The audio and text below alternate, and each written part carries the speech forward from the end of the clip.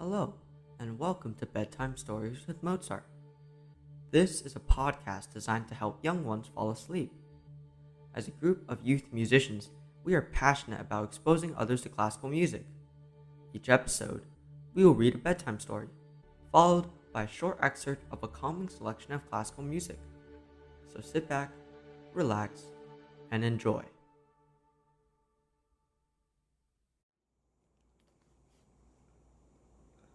Today, I'll be reading Roderick the Rude Raccoon.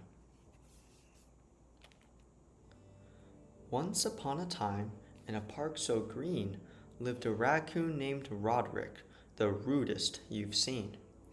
He jeered at the squirrels and yelled at the birds, leaving trails of cruel and mean-spirited words. He'd pick his nose and rub it on his sleeve. Oh, it's fine to do that, he truly believed. He'd chew with his mouth open, food flying everywhere. But he wasn't bothered. He didn't even care. With grumpy expressions and his nose held up high, his manners were poor and he made people cry. He'd burp and slurp without saying, "Excuse me," and never greet others as rude as can be. Who needs thank you or please? He scoffed with a sneer.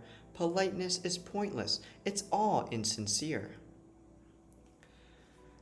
But one sunny day, as rude Roderick roamed free, he noticed a tea party by a tall tree. The animals gathered, so gentle and kind, sipping tea from teacups, a scene so refined. Would you watch my babies today? Asked the bird. Of course, said the bunny. I give you my word. Politeness was here, politeness was there, politeness was everywhere, Roderick would stare. They didn't pick their noses or burp, and they even sipped their tea, not slurped. Watching from the shadows afar, Roderick realized something quite sad and bizarre. He had no friends, no pals to share his day, no one to laugh or play with. They all stayed away. He then ran off to the furthest tree, where he could let all of his tears run free.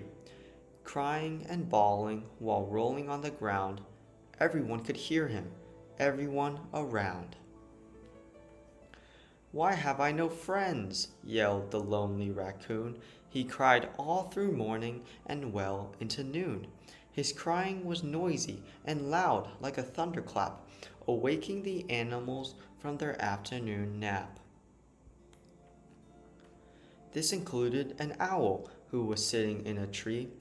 I must tell you the very harsh truth, said she. You've no friends because you're rude to everyone you see. Roderick replied, How do I become more polite? How can I be kind through the day and the night? I will guide you, said the owl with a gentle grin. But you must want to be kind, for kindness comes from only within.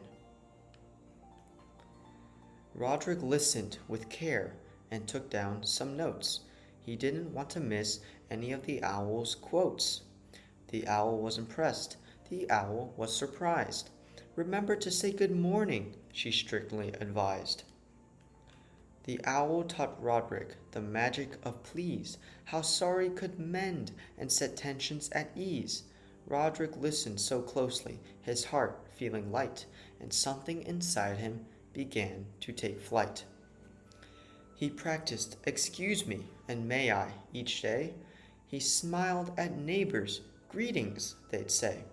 With manners in place, Roderick's heart grew and grew, spreading kindness and warmth in all that he'd do.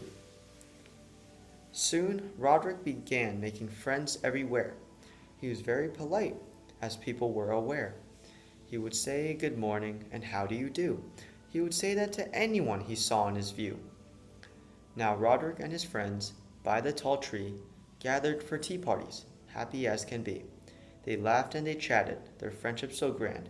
Roderick raised his cup with a grateful hand. The end.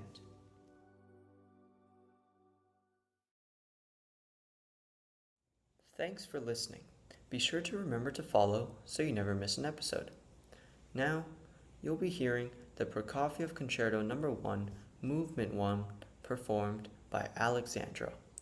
Good night.